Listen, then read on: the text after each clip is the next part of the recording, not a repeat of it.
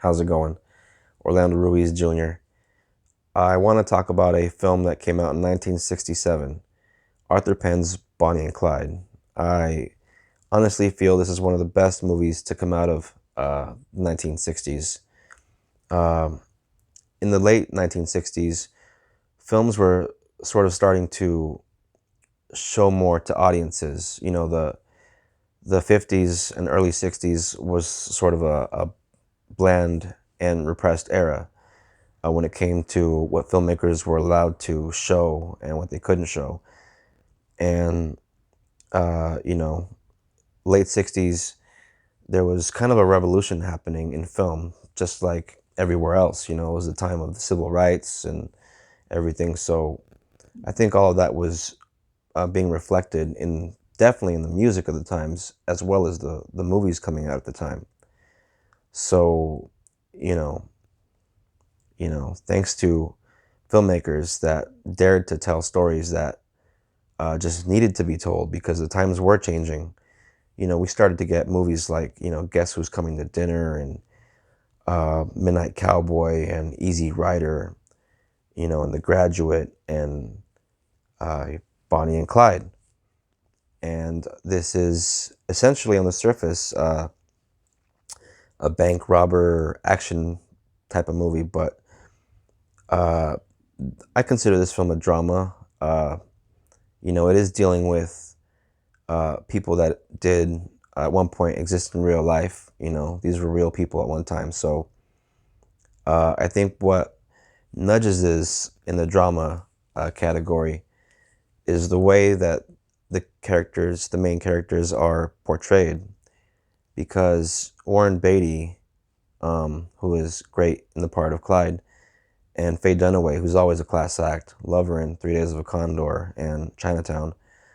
Um, they both treat these characters with a lot of respect, and the movie does treat them as flawed people and shows their humanity. And they very could have easily just, Hollywood. It could have been glamorized, but the movie does a really good job at keeping it honest and showing you these people as vulnerable but flawed, and yet very full of life and kind of full of joy, but in a more of a wicked and uh, just unlawful sense in a way.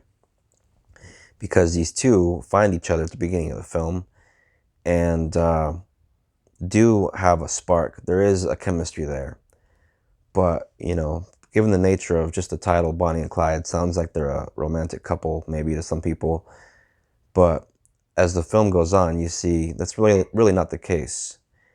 Um, my dog's making noise. Um, Bonnie in the film seems to uh, be more romantically inclined towards Clyde, but the film shows him kind of pull back. Um, and, there are sort of, I think, is implied that there's some homosexuality there, which for the time is very groundbreaking and done very tastefully um, for audiences at this time. So, you know, this movie, there's a lot to be admired about how they treat the material. And, like I said, it is sort of a bank robber, uh, cops and robbers chase type of film. So there's some good little action beats in there, some exciting scenes. And, it's kind of done in the way that, sometimes, it seems like they could be caught at any moment just because of how sporadic they are with their crime sprees and everything. And, that lends to kind of a sense of just chaos. And, you kind of get Mickey and Mallory vibes a little bit. When you watch this, you get a sense that there's the DNA of this is there in films like Natural Born Killers and True Romance. Though in True Romance they weren't robbing any banks, but you can sense that, you know, the DNA is there for sure. And for anybody that's getting into films that go this far back, this is a really awesome one to watch. The violence in the film will surprise you. And there's even a scene in The Godfather, Francis Ford Coppola has said in interviews, was inspired by a scene in Bonnie and Clyde. Fans of The Godfather probably know what I'm talking about. You know, you will see, this movie will show you what a Tommy gun can do. And, you know, when you watch this movie and by the time it's over, you will remember the ending of the film. It will stay with you. It hits hard pretty good, you know, and, you know, the movie doesn't get too sappy as like many sort of like biopic movies can be, you know, doesn't try and get, you know, like overly Hollywood as far as like adding a bunch of extra stuff to these characters, because it doesn't need to be there, you know. It's just, you know, they meet, they, you know, have this spark, this chemistry, but they're not quite sure exactly how, you know, fits, but they just know that they, you know, they get along. And so yeah, by the end of the movie, you could say that, you know, they're not a romantic couple. They're just, you know, a couple of platonic pals that, you know, back in the 60s, I'm sure was a pretty far out, right, concept, you know, because, you know, it was, you know, the late 60s and things were just so different. And, you know, it's a very groundbreaking film that's a lot of fun to check out. And when you watch this film, you can literally see the envelope being pushed when it comes to, you know, the type of violence that was being depicted in cinema at this time. And those that are aware of like Sam Peckinpah's stuff and, you know, even like Hitchcock, you know, you watch their works and you can see the groundwork for all the violence in movies that we take for granted was, you know, all being laid down there in the 60s. You know, they were making huge strides, and if it wasn't for all the cutting edge stuff they did at the time to break that mold, it just wouldn't have been the same. The movies of the 70s probably wouldn't have evolved into what they, you know, became, and so on and so forth. So I got to give the 1960s, especially the late 1960s and early 70s, a lot of credit for that.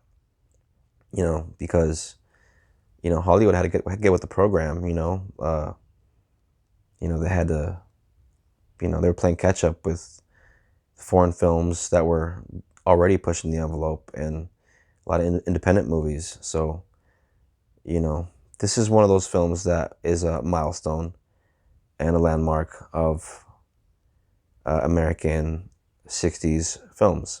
So I think it's an important one. It's a certified 4-star classic, and I believe it is on HBO Max. I think I saw it on there. Don't know if it still is, but if you can't find it on streaming for whatever reason, which I doubt, this is a very popular film still even to this day as far as old films go. But it is available on hard copy on Blu-ray. You know, that's a young Warren Beatty there and Faye Dunaway. Always dug Warren Beatty. Ever since, you know, Dick Tracy back in 1990. And then, of course, you know, he was great as Bugsy, Barry Levinson's great gangster biopic, and even Bulworth, you know, was a lot of fun. So it's cool to see him in this film really young and give him a great performance as Clyde. You could tell this guy had a lot of fun playing this part. You know, he smiles a lot, laughs a lot. You know, him and Dunaway, like I said, they got a little spark there that is unique for a film of this type. You know, there's they could have very easily tried to make them, kiss and make them go that route. But, they stuck to their guns, and that's commendable.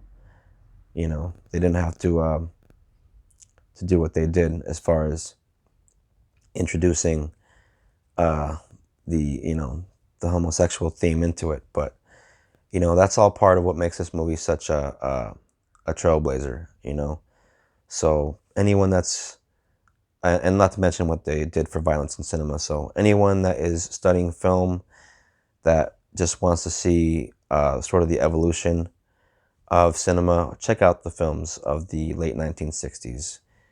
Because like I said, as you watch these films, you can literally see the envelope being pushed, and it's pretty great to watch and to check out. And yeah, I guess I'll leave it at that. Bonnie and Clyde, 1967. Good heist film. And yeah. So time to look at the list and see what else is in store for the next review. Anybody has any comments on anything they'd like me to check out, I'd be glad to watch. And if I do a review on it, give a shout out in the comment section. Hey, I was the one that suggested that. And, I'll message back and all that. And, if you want to share and leave a like and subscribe, it'll all help out this channel that is just getting started. And gonna keep on rolling. So thanks for hanging out for a little while, and until next time, very much appreciate it. Peace.